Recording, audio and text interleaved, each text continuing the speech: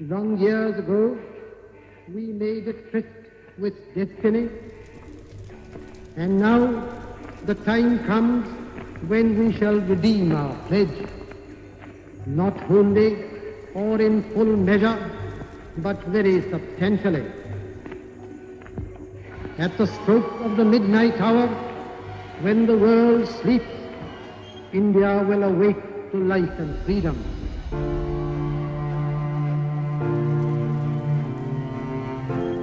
तो पहली गोली 3 गोली उन्होंने उसके सर पर मारी।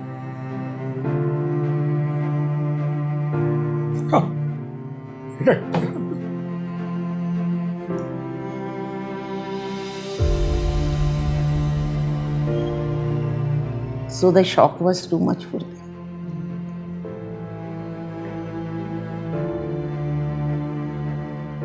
कुछ लोग पहुंचे, कुछ नहीं पहुंच पाए। ज्वेलरी भी कई लुट गई 5 लोगों की, और जो लेडीज उनके साथ भी दुष्कर्म हुआ, जो भी। तो खाली हाथ आए थे जो वहाँ से निकले, अपनी जान बचा के ही आना है वहाँ से। इतना वो दंगे फसाद हो रहे थे। तो उस टाइम हमारी माताजी ने अपने कंगन जो हैं दे दिए। When they came from Peshawar, they didn't know that we will not go back. वो एक ट्रॉमा इनके जहन से नहीं उतर सका। कार्यकर्ता आते थे आरएसएस, उन लोगों ने बहुत हेल्प आउट किया, जो हमारे फादर ने बताया हमें।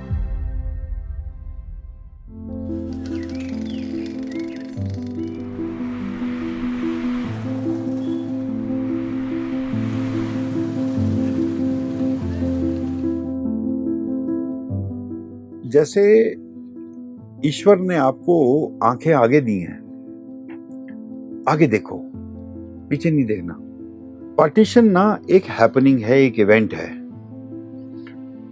जो खोना था खो गया, जान बच गई, वहां से शुरू करो। हमारी दुकान is the only place which hasn't changed. बाकी सब बदल गया है, but this is one place from their childhood that hasn't changed. So the shop carries a lot of nostalgic value for a lot of families.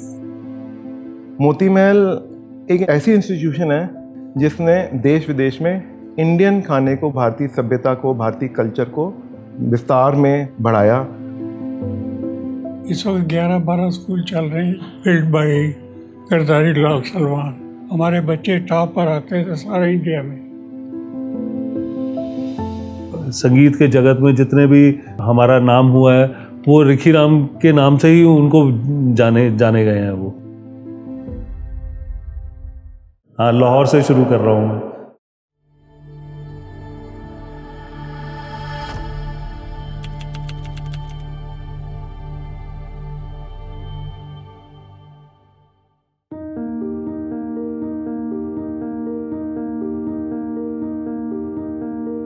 हमारे grandfather का birth year 1900, 1920 में उन्होंने establish करी थी शॉप।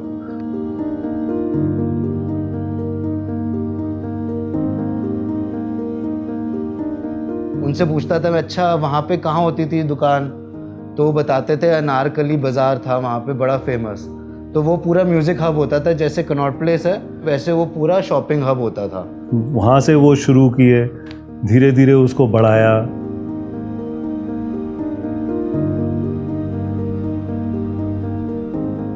जो स्टार्टिंग हुई जो Fakir Chand and sons की, ग्रैंडफादर की, तो 1931 में पेशावर में, तो और बल्कि Peshawar cantt to be more सिंह, और वहाँ के जो ब्रिटिश आर्मी ऑफिसर्स वगैरह थे वो सब आके शॉपिंग करते थे वहाँ। तो बीच में चला इनका 15-16 साल तो अच्छा चला काम।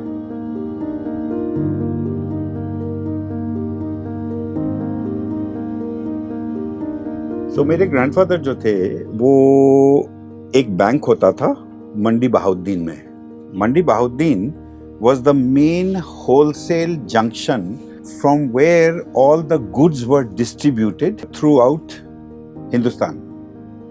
वो एक बैंक के मैनेजर थे, जो बैंक सेंट्रल बैंक होता था मंडी बहाउद्दीन का। पेशावर के लोग नॉन वेज फूड के बड़े शौकीन होते हैं and that was the only restaurant in Moti Mahal, Peshawar गोरा बाज़ार में था।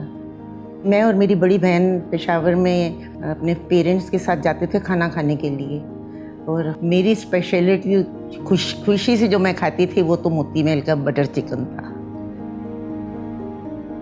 और इसका जो जर्नी है वो मेरे ग्रैंडफादर के साथ शुरू हुई थी पेशावर में 1920। मेरे ग्रैंडफादर कुंदन लाल गुजराल जी बहुत यंग एज में ऑर्फन हो गए थे। उनके पिता गुजर गए, माता जी ने उनको पाला, माया देवी उनका नाम था, and she was very fond of pearls. उनको ऑनर करने में उन्होंने उसका मोती महल नाम रखा, because her mother Maya Devi love मोती। मेरी याद में तो मोती महल ही था जब से हम लोगों ने जाना शुरू किया। पहले प्रॉबेबली मुखामल का ढाबा या कुछ कहते होंगे, मुझे नहीं पता, मगर जब से मैंने होश संभाला, जब मैं जाती थी, must have been 7 years old when I was going there। हम लोग तो बचपन में ही कहते थे कुंदन अंकल के पास जाना है, मोती महल का खाना खाना है। मुझे ये पता नहीं था मेरी शादी इस घर में होगी। मेरे फादर सेल्फ मेड मैन थे, तो उस वक्त पेशावर कैंटोनमेंट बन रही, तो then my father open a small shop at Peshawar, जो आज साथ तरक्की करती हुई थोड़ा बढ़ गई। But still at that time he was called a carpenter. He took us to convent of Jesus, but they refuse to admit us कि हम कारपेंटरों के बच्चे दाखिल नहीं करते फर्नीचर। कोई आपका राय बहादुर हो और ऑफिशियल हो या यूरोपियन अंग्रेज हो, उन्हीं के बच्चे दाखिल करते। तो काफ़ी चोट लगी, जस्ट लाइक ए ह्यूमिलेशन कि मेरा पेशा है, मैं इसे मांग कर तो नहीं खाता। सनातन धर्म स्कूल चलता था जो कि अनएडेड था, मंदिर उसको पैसे देता था टीचर्स की सैलरी के लिए, तो मैं उसी में ही पढ़ रहा था पहले 3-4 साल। तो जब काफ़ी देर मंदिर भी पैसे ना रहे, तो मेरे फादर ने कहा कि मैं स्कूल खुद पैसे दे के चलाऊँगा। जो पुरानी थी, जिस वक्त हमें स्कूल से दाखिल नहीं मिला था, वही दिमाग में उनके चक्कर का। उस वक्त पार्टीशन का शोशा बहुत शुरू हो गया हुआ।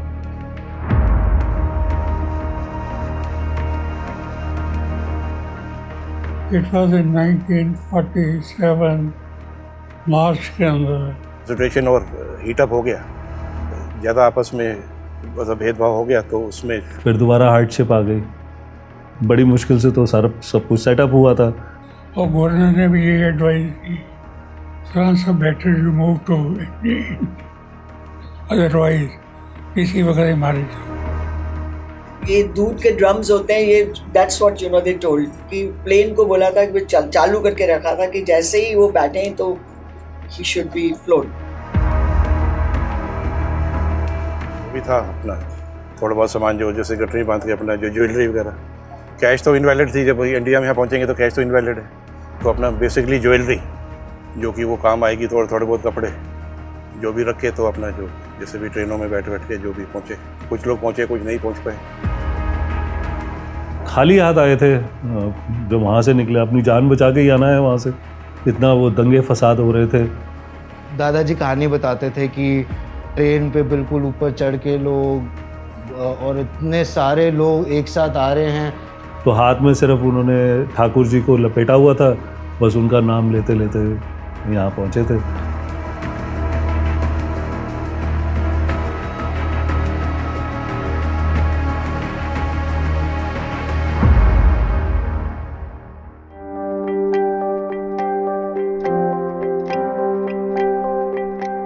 तो दिल्ली में आगे तो वो सारे कैंप्स में रुके थे, ये पुराना किला में। तो कैंप्स में उन्होंने 2-3 दिन उन्होंने वहीं पे ही सड़क पे ही रातें गुजारी। वो कार्यकर्ता आते थे, RSS के कार्यकर्ता आते थे, वो थोड़ी हेल्प आउट करते थे।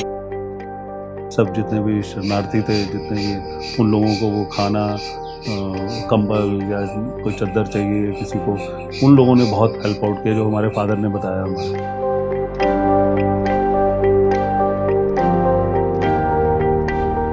तो जो वहाँ पे कारीगर थे लाहौर में, जब उस टाइम वर्कशॉप वहाँ थी। तो जो वो सब, जैसे मैंने आपको पहले बताया कि वो सब, सबसे पहले तो ये हुआ कि सब अपने नेटिव विलेज में भाग गए। फिर यहाँ पे पता चला कि जी हमारे दादाजी ने फिर दोबारा उसको स्टूडियो को, अपना वर्कशॉप को खड़ा कर दिया है। अब वो उन्होंने तार भेजे उनको कि आप अब ज्वाइन कर लो, या फिर नए लड़के पकड़े, उनको ट्रेन किया। तो वो जो टेक्निकल उनका जो माइंड था और जो समझाने का ढंग था कि मैंने इस लड़के से कैसे काम करवाना है, तो वो उन्होंने फिर धीरे धीरे करके वो टीम बनाई। तो ये टीम बनाते बनाते उनको लग गए 2.5 साल। 2.5 साल में एक तो सबसे पहले तो जो लीज पे हमारे को शॉप मिली हमारे दादाजी को और पिताजी को, अब उसमें सामान लगाना है, अब उसके लिए चाहिए पैसे। फिर उनको लोन उठाया, वो लोन जो उठाया उसमें इंटरेस्ट बहुत देना पड़ता था। वो तो भगवान की बहुत कृपा हुई कि ऑल इंडिया रेडियो के ऑर्डर्स उनको मिलने शुरू हुए 1950 में।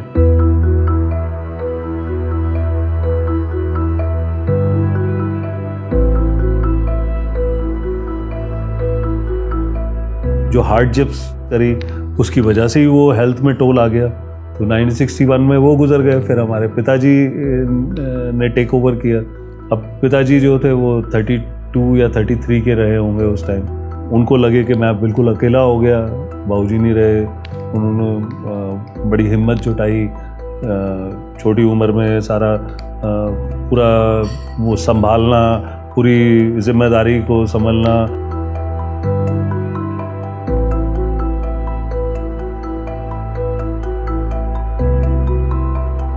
1964 में पिताजी को पीटर सेलर्स एक्टर हुआ करते थे हॉलीवुड में, तो उनकी एक पार्टी मूवी बन रही थी।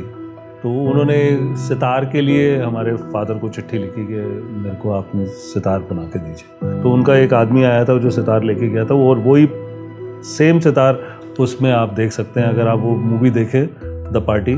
तो जो फर्स्ट सीन है वो कैमरा ऊपर से रोल करता है, तो उसमें लेबल आप पढ़ सकते हैं बड़े आराम से, रिकी राम म्यूज़िकल इंस्ट्रूमेंट्स का। तो वो बड़े अच्छे तरीके से उन्होंने वो सितार को उसमें दिखाया। तो वहाँ से उनको बीटल्स लोगों को पता चला, जो बहुत फेमस उस एरा का मोस्ट पॉपुलर बैंड रहा है। वो महर्षि महेश योगी जी ने उनको इनवाइट किया था इंडिया में। 1966 में वो पहली दफ़ा आए इंडिया। जब वो दुकान में आए तो वो ड्रेसअप अलग किस्म से हुए थे ताकि लोग उनको ना पहचाने। मेरे ख्याल से 15-20 मिनट या आधा घंटा पिताजी बताते हैं कि वो रुके होंगे, लेकिन एकाएक वो भीड़ इकट्ठी होनी शुरू हो गई। वो ठहरे हुए थे इंटरकॉन्टिनेंटल होटल में, जो आजकल ओबरायज होटल है। पिताजी को रिक्वेस्ट किया कि आप सारे इंस्ट्रूमेंट्स वहाँ लेके आइए। तो वो सारे इंस्ट्रूमेंट्स वहाँ लेके गए। वो बहुत खुश हुए। उन्होंने एक अप्रिसिएशन लेटर भी लिख के दिया, साइन करके दिया पिताजी को। और फिर हम 1970 में हमारे फादर को एक world tour sponsor government of India ने किया। अनफॉर्चुनेटली 1975 में इमरजेंसी डिक्लेयर हुई। भाइयों और बहनों, राष्ट्रपति जी ने आपातकाल की घोषणा की है। इससे आतंकित होने का कोई कारण नहीं है। तो जो इमरजेंसी में एक उन्होंने स्कीम निकाली कि जितना भी लैंड रिफ्यूजीज़ को दिया गया था वो उन्होंने एक्वायर करना शुरू कर दिया। तो हमारा भी जो सेटअप किया हुआ ग्रैंडफादर का और फादर का सेटअप किया हुआ वर्कशॉप और घर जो था, वो उसमें हम भी विक्टिम बन गए।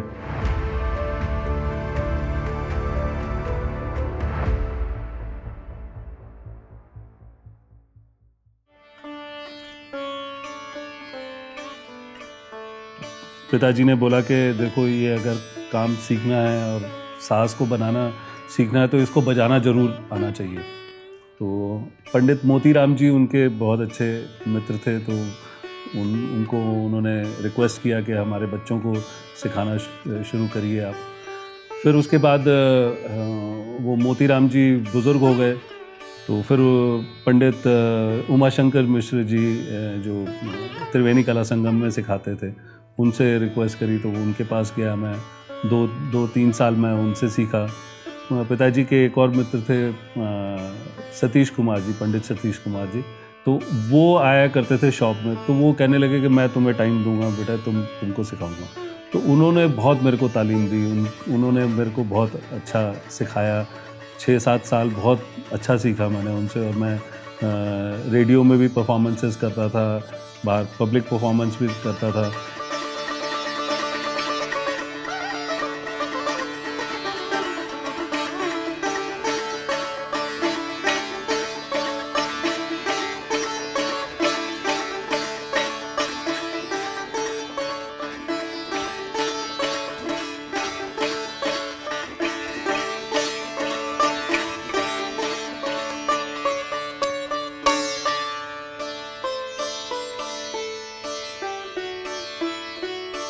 जैसे मैंने अपने बेटे को बोला कि तुम म्यूज़िक करना शुरू करो, तो वो कहने लगा कि मुझे गिटार बजानी है। तो मैंने कहा कोई बात नहीं, म्यूज़िक तो है ना, आप गिटार से ही शुरू करो। सितार का थोड़ा बहुत मैं रियाज़ करता हूँ, तो वो सितार की आवाज़ सुनता है तो वो कहता है कि ये गिटार में तो मुझे नहीं मज़ा आ रहा, मुझे तो सितार की साउंड बहुत अच्छी लग रही है। तो मैंने कहा सितार बजाओ आप।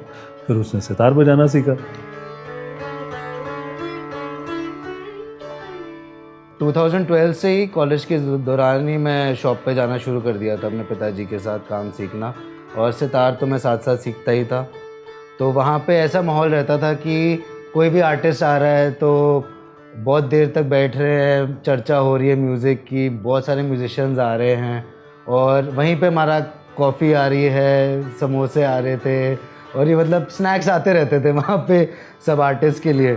तो मैंने कहा कि एक ऐसा होना चाहिए कैफ़े की म्यूजिशियंस आए और एक आके एक दूसरे से बात करें, और हम साथ साथ उनको वाद्य यंत्र भी सप्लाई करें साथ साथ।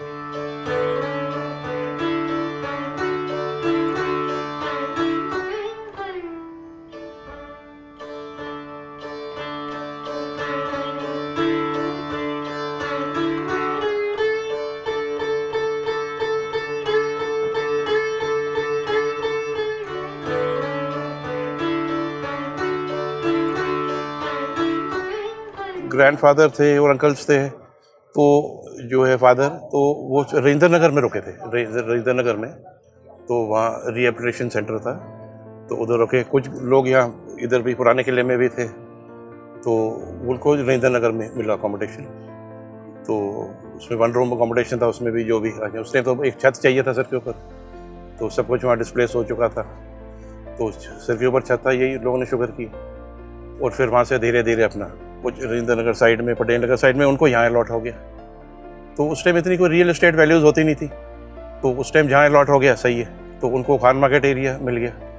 अब इनिशियली जो है यहाँ मतलब क्या था वो जो अब ये शॉप हमारी, ये उस टाइम ये 6,000 रुपीज़ की थी। ग्रैंडफादर ने एप्लीकेशन दी कि मतलब हम तो इतना पैसा तो है नहीं, तो वो ईजी इंस्टॉलमेंट में कोई जाके 4 साल में वो पैसा उन्होंने दिया 6,000। लेकिन अब शुरू में अब जैसे अब बुक शॉप खुली, तो शुरू में जो स्वीट्स वगैरह, जो कन्फेक्शनरी, ये भी साथ रखी। तो मतलब सिर्फ बुक्स नहीं, तो उससे जो मतलब करके ताकि जो बिज़नेस आगे बढ़े। तो इतना प्रोमिनेंट मार्केट तो था नहीं खान मार्केट उस टाइम, तो it was just a rehabilitation market. तो लोकली थोड़े कस्टमर जैसे रविंद्रा नगर में, तो अब तो रविंद्रा नगर इनका नाम है, और ये भारती नगर नहीं तो पहले ये मान नगर होता था रविंद्रा नगर, और ये शान नगर होता था भारती नगर। तो वो हमारे मेन कस्टमर थे यहाँ। तो धीरे धीरे उनसे फिर आगे जैसे बिल्ड होता है। Like we are really blessed to receive all the love we have around us. लोगों का बहुत प्यार मिलता है हमको, but it's all very organic. कुछ भी यहाँ पे कमर्शियल नहीं है, we don't promote anything. वो बस organic है, लोग आते हैं, they click pictures here because it's like now it's the oldest living bookstore of Delhi. तो बस माहौल है, प्यार है। जैसे कुछ फेमस फिल्म स्टार्स हैं, मनोज कुमार और ओम प्रकाश, तो ये सब वहाँ से पेशावर से, कपूर फैमिली, पृथ्वीराज कपूर। तो अर्ली शुरू में तो आके इनसे मिलते भी थे, पेशौरी ग्रुप था उनका। और फिर आके यहाँ ताश भी खेलते। उस टाइम पेशौरी में ताश खेलने का बड़ा अच्छा माना जाता था, कोई गेस्ट का तो आके ताश वगैरह खेलते थे। सुनील दत्त आते थे यहाँ, तो पुरानी बातें वहाँ की करते थे। पेशावर की LK अडवाणी जी, तो वो तो बल्कि फैमिली फ्रेंड है हमारे, और गांधी फैमिली के भी प्रियंका वगैरह सब आते हैं, बुक्स वगैरह ले जाते हैं। और बिकॉज शॉपिंग सेंटर ही आप समझ लीजिए उनका खान मार्केट ही है, जो जितने भी मेंबर ऑफ पार्लियामेंट एरिया जितना क्लोजेस्ट मार्केट और जो उनके लिए best market I think Khan market ही है। इस करके उससे भी काफ़ी यहाँ प्रोत्साहन मिला मार्केट को। खुशवंत सिंह यहाँ पहले सब अपनी बुक्स हमारे से लेते थे। हम चाहते थे कि ये फैमिली बुक स्टोर रहे, जैसे एक फैमिली बुक स्टोर होता है, तो उसमें और इंटरेक्शन करके, तो ज़्यादा कमर्शियल पॉइंट ऑफ व्यू से हमने ज़्यादा नहीं देखा, मतलब वी आर डूइंग वेल, तो कोई ऐसे हमने जरूरत ही नहीं समझी कि एक्सपेंशन की, और इसी पे सबने कॉन्सेंट्रेट किया, तो अपनी एक रिलेशनशिप बनाई पब्लिक से। एंड हमने ज़्यादा ऑर्गेनाइज नहीं किया हुआ इस वजह से, क्योंकि शुरू से ऐसे ही है, लोग आते हैं थोड़ी देर ढूंढते हैं किताबें, क्योंकि अगर आपको पता है कौन सी किताब लेनी है देन कहीं से भी ले सकते हो, बुक्स सब जगह अवेलेबल है, ऑफलाइन ऑनलाइन। बट हमारी शॉप का मज़ा ही इसमें कि आके एक्सप्लोर करो, like being found by a book. तो कोई ऐसी किताब लेके जो जिसके बारे में आपको पता नहीं था। इसका ये है कि मैं प्रॉफिट तो नहीं कहूँगा बहुत ज़्यादा, लेकिन हमारा जो एक्चुअल प्रॉफिट क्या है कि interaction with the people. Being in a bookstore, I get to meet a lot of people who are like artists, journalists. So interaction बहुत अच्छी रहती है यहाँ पे. So public dealing is the I think the best part about my job. बेटा मेरा है अभिनव, Instagram handle वगैरह में इसने काफ़ी रीडरशिप बढ़ाई उसमें काफ़ी, तो कुछ जैसे पोस्ट कार्ड्स यहाँ के दुकान के ना पेंटिंग में छाप देते हैं, तो लोग कहते हैं जी हम किताब भी लेने आए और पोस्ट कार्ड भी लेने आए, तो that is an incentive for them also, और हमारा बिजनेस भी बढ़ता है। ऑनलाइन से फ़ायदा होता है कि जो लोग दिल्ली में नहीं हैं उनको भी एक्सेस मिल जाता है about the book store, like they know about the book store through Instagram, so वो एक फ़ायदा मिलता है। जैसे कि उसके बाद जब वो कभी दिल्ली आते हैं तो वो कोशिश करते हैं कि शॉप पे आएँ। जैसे कि रोज़ यहाँ लोग आते हैं, वो कहते हैं कि वो हिमाचल जा रहे थे, उनकी रात की बस है, पर उनके पास बीच में 2 घंटे थे दिल्ली में, तो वो फ़कीर चंद आए। उनकी बकेट लिस्ट में होता है कि मतलब दिल्ली जाएंगे तो फ़कीर चंद आएंगे।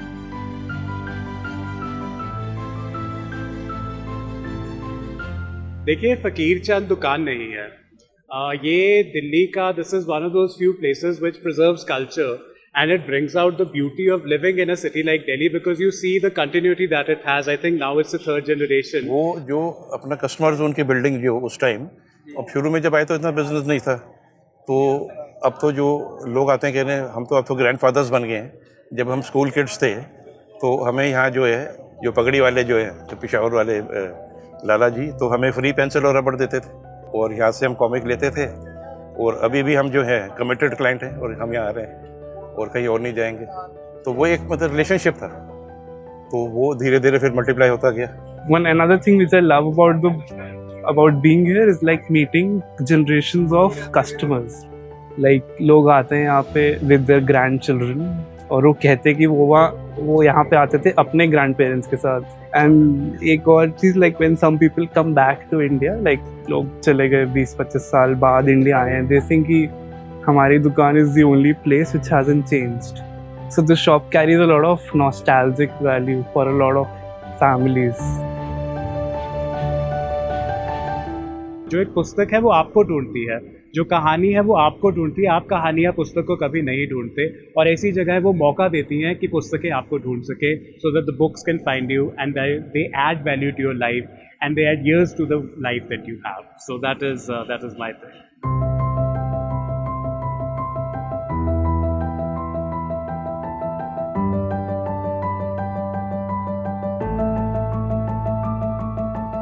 चांदनी चौक में एक पेन की होलसेल मार्केट होती थी, एक डीलर होता था पेन के होलसेल का, उससे पेन लेके, जैसे आज की डेट में बच्चे वगैरह लोग घूमते हैं ना सड़कों पे पेन बेचते हैं, वैसे उन्होंने पेन बेचा।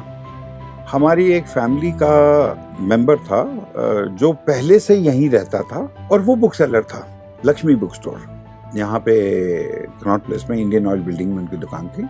उन्होंने हमारे पापा को सजेशन दी कि देखो मैं तो बुक सेलर हूँ, मिस्टर सागर उनका नाम था, प्रेम सागर, और उसके बेसिस पे हमारे पिताजी जो हैं वो बुक सेलर बन गए।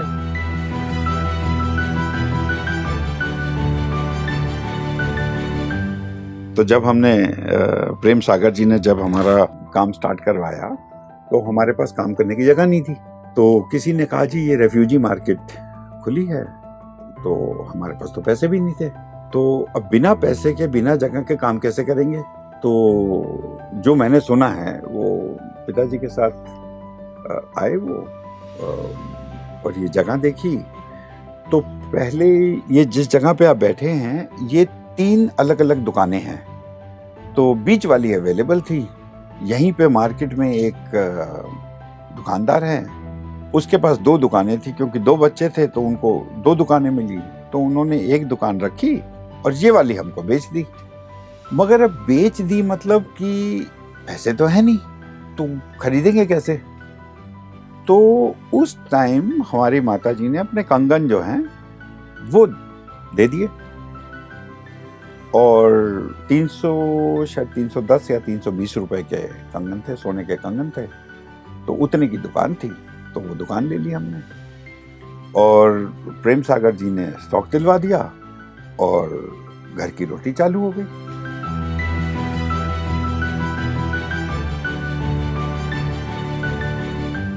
देखिए ऐसा होता है कभी कभी इंसान ना चाहते हुए भी ना कुदरत के कुछ ऐसे रंग बदलते हैं कि हर चीज अपने आप ना ठीक जगह पे आके बैठ जाती है। कंगन बिका, पैसे आ गए, दुकान भी आ गई, दुकान आ गई तो दुकान शुरू भी हो गई और दुकान अच्छी भी चल गई। क्योंकि अगर आप अपने काम में, अपने व्यवसाय में अपना योगदान किसी भी स्वार्थ के बिना करेंगे ना तो वो फलता फूलता है हमेशा। तो फिर हमने आहिस्ता आहिस्ता करके एक आगे वाली दुकान किराए पे ले ली, फिर पीछे वाली दुकान किराए पे ले ली। तो आज का जो ये है वो बाहरी संस जो है वो अमेलगमेशन, एक मिश्रण है 3 दुकानों का।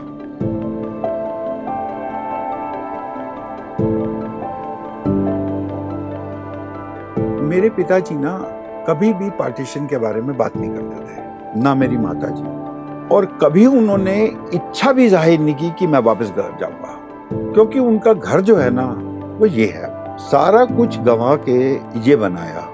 तो अब अगर उसी ख्याल में रहेंगे कि जी हाय हाय मर गए, हमारा तो पीछे ये होता था, पीछे वो होता था, ऐसा था वैसा था, तो उससे जिंदगी नहीं चल सकती।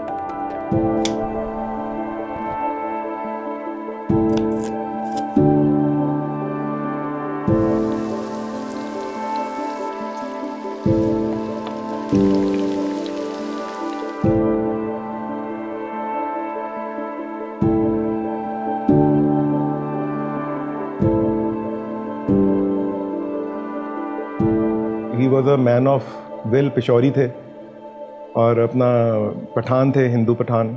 He was a hard working and will, उनकी विल अच्छी थी। तो उन्होंने जगह देखनी स्टार्ट की। मुझे बोलते थे कि आने के 15-20 दिन बाद, क्योंकि मैं तो अपना हुनर लेके आया था, मुझे समझ आ गई थी कि मुश्किल ही होगा जाना, तो मैं यहाँ कुछ करूँ जब तक नहीं जा पाएंगे। 1947 पार्टीशन के बाद हम लोग दिल्ली आ गए थे, मेरे पेरेंट्स।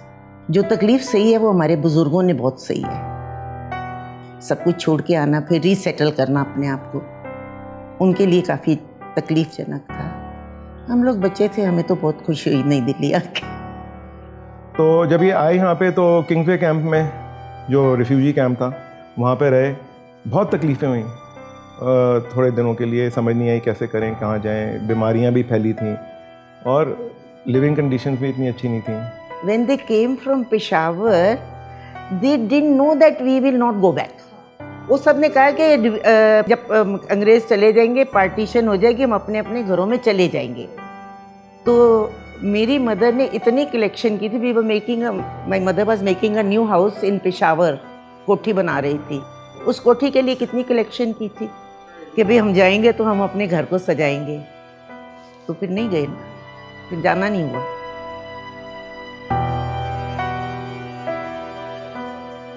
फिर उन्हें दरियागंज में, जो कि मोस्ट पॉपुलर वॉल्ड सिटी थी, जहाँ पे जो मेन मार्केट थी, चांदनी चौक और दरियागंज 2 ही होते थे, तो उन्होंने दरियागंज में कोई एक जगह देखी जो वहाँ पे उन्होंने सोचा कि मैं मोती महल खोलूँगा। तो मुझे बताते हैं मैं अराउंड 14,000 रुपीज़ लेके आया था। वो जगह उन्होंने ली, जो उनके पास पैसे थे वो उन्होंने लगाए और धीरे धीरे उसको रेस्टोरेंट को डेवलप किया और खोला। तब फ्रिज नहीं होते थे, तो तंदूरी चिकन जब बनता था तो वो हार्ड हो जाता था, ओवर नेक्स्ट टाइम को फिर खाने के लिए मुश्किल होती थी। और सब चिकन तो एक दिन नहीं बिकते ना, पहले उनको मैरिनेट करते हैं, फिर तंदूर में लगाते हैं। फिर वो जो तंदूर वाले चिकन होते थे उनको वेस्ट नहीं करना चाहिए, तो वो मेरे father in law, my father in law was a very good chef, वो उसको फिर बटर ग्रेवी में बना देते थे, क्योंकि अगर नहीं बनाएंगे तो वो सवेरे तक ड्राई हो जाते थे, वहाँ मॉइस्चर कमी होती होगी, और जो कोई चिकन बच जाता था चिकन पकोड़ा बन जाता था उसका। दिल्ली वालों को भी बहुत एक नया नॉर्थ वेस्ट का जो फूड था उसका एक बहुत नया जायका, अच्छा जायका लगा, और वो उसको सहराने लगे, खाने लगे और उसको बहुत एंजॉय करने लगे, तो पॉपुलर हो गया, पॉपुलैरिटी बढ़ गई। कुंदन लाल जी को सब जानते ही थे, तो जब इन्होंने खोला तो जो पिशौरी लोग थे वो भी आसपास ही था, वो भी आने लगे कि उनको अपने पैलेट का खाना मिल रहा है, तो that way it became popular. फिर मेरचंद खन्ना जी ने नेहरू जी से मिलवाया, उनको खाना बहुत पसंद आया, इतना पसंद आया कि फिर धीरे धीरे मोती महल, रिपब्लिक डे, जो भी देश विदेश से मंत्री या डिग्निटरीज आते थे उनको मोती महल लाया जाता था। इवन एक पुरानी कहावत है, शाह फरहान जब इंडिया आए थे मौलाना आज़ाद जी के साथ, तो वो उनको इंडिया या रेस्टोरेंट में लाए। Maulana Azad, the first education minister of India, told him, go coming to India, Delhi and not visiting Moti Mahal is like going to Agra and not seeing the Taj. So that is the statement that the ministers used to give. Moti Mahal, it was one of those places where a truck driver and a VIP sitting in the hall. And film stars तो सारे आते थे, मैंने सबको देखा है। राजेश खन्ना तो एक दिन आए जब शुरू में उसकी, तो वो बिल्कुल मेरी साथ वाली टेबल में ऑरेंज कलर का कुर्ता पहना, white pyjama, very handsome looking boy, and was sitting next to our table. तो फिल्म स्टार्स तो बहुत आते थे, and I have heard people saying कि हमें खाना और मोती महल में कुंदन लाल दोनों को ही मिलना होता है। ही वॉज अ ग्रेट पर्सनैलिटी।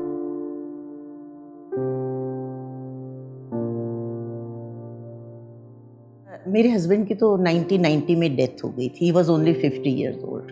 मैं रेस्टोरेंट चला रही थी दरियागंज और ग्रेटर कैलाश, साउथ एक्स वाले सारे रेस्टोरेंट, तो बच्चे तो पढ़ रहे थे। फिर Manish has been a good help to me, क्योंकि उधर मेरे पेरेंट्स भी old, and my husband was the only child of his parents. I had to look after them, look after the business, look after my children, they were not married, so कर लिया। Daddy was, my father-in-law was there, but then he lost hope for everything. जब मनीष ने कहा daddy मेरे को कुछ सीखना है, मेरे को रेस्टोरेंट में आने दो, मैंने आई थिंक 12 के बाद ही वांटेड टू वर्क, तो उन्होंने कहा ऐसे नहीं सीखना होता, पहले जाओ तंदूरिये के पास बैठो, थोड़े पसीने निकालो, फिर आना बात करना। फिर क्योंकि मैंने already as a said join my grandfather, मेरी बहुत विग्रस ट्रेनिंग हुई उनके साथ। 3 साल सीखा खाना बनाना कैसे करना है। फिर 3 साल जब मैं होटल मैनेजमेंट कर रहा था तो फ्रंट मैनेजमेंट किया। तो जो 6 साल की जो ट्रेनिंग थी उसको मैं और अपने फैमिली को और मेरे ग्रैंडफादर को जो उन्होंने मेरे को अपने पर्सनल लेवल पर सिखाया, वो एक मैं कारण मांगता हूँ कि मैं अपने ब्रांड को रीस्टैब्लिश, रिवाइव कर सका। और इन्होंने इस लेगेसी को आगे बढ़ाया।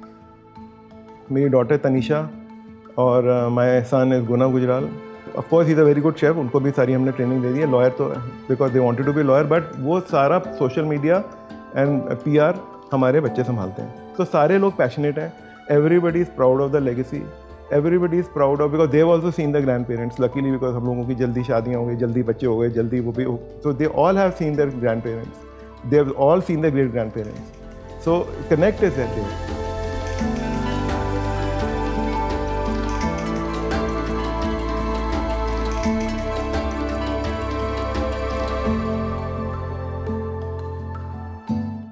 मैं अपनी नानी और अपनी मम्मी से सुनती थी, वो कहती थी मैं 2 महीने की थी, वो गोद में लेकर मेरे को पेशावर से दिल्ली लेकर आए थे।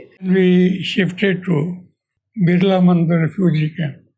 यहाँ एक छोटा सा टेंट लगा के 6 के 6 आदमियों को रखा के वहाँ नहाने की तकलीफ, टॉयलेट जाने की तकलीफ, लाइन लगा के कर। We were there for about 2 months or 3 months. तो कुछ अपने असर रसूल से, कुछ गवर्नमेंट की मदद से, तो ये दुकान अलाट हो गई। एंड अलाट मतलब रेंट जो पहले मसला वो रेंट देता था, वही रेंट देना था।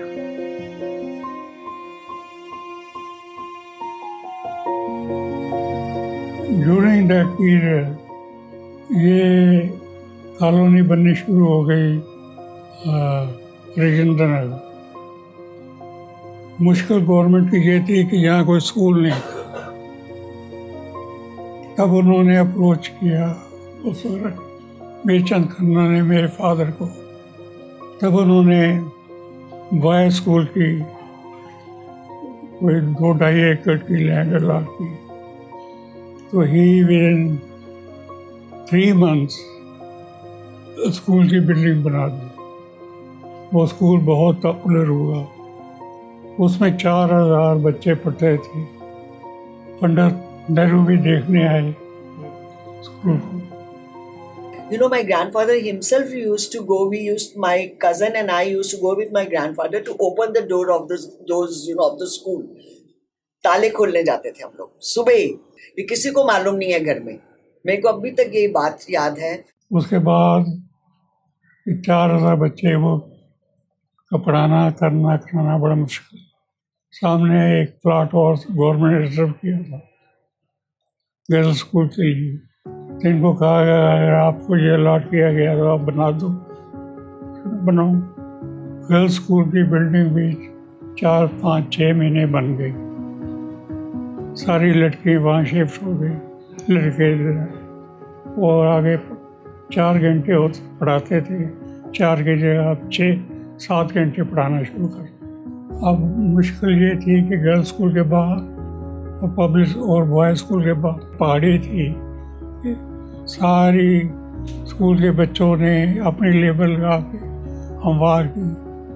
एक तरफ नहर बनाई और पंडित नेहरू इस फोटो में 3 दफ़ा दूसरे मुल्कों के प्राइम मिनिस्टरों के साथ आया दिखाने के लिए कि this work has been done by a refugee. Unfortunately he died in 1964 और उनकी बीमारी पता ही नहीं लग सकी। पंडित नेहरू देखने आए, 10-15 मिनट बैठे रहे। इस तरह से आप ठीक हो गया। फिर उसके बाद मैं उनको वेलोर भी ले गया और अनफॉर्चुनेटली 1-2 महीने बाद उनकी death. Then I had to not only I had to run the business but also look after the school. In the meantime, बच्चे मेरे बड़े हो गए थे तो काफ़ी हाथ बटाने लग गए थे मेरा अपनी शॉप चलाना। तो मैंने ध्यान दिया कि भाई अब ये और जगह खोले। इस वक्त 11-12 स्कूल चल रहे हैं। ये उनकी फ़ोटो है।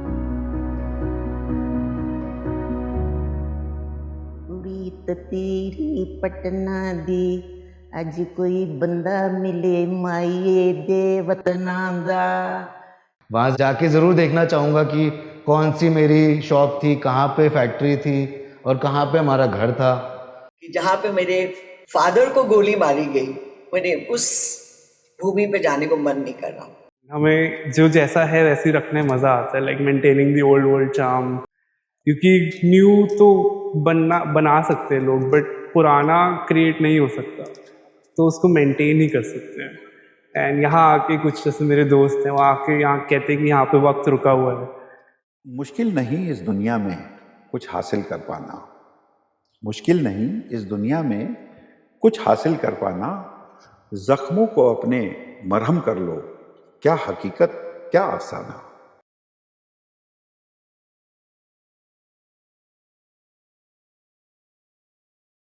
गीत नया गाता हूँ, गीत नया गाता हूँ, टूटे हुए तारों से फूटे वासंती स्वर, पत्थर की छाती में उगाया नव अंकुर, झरे सब पीले पात, कोयल की कुहुक रात, प्राची में अरुणिमा की रेख देख पाता हूँ।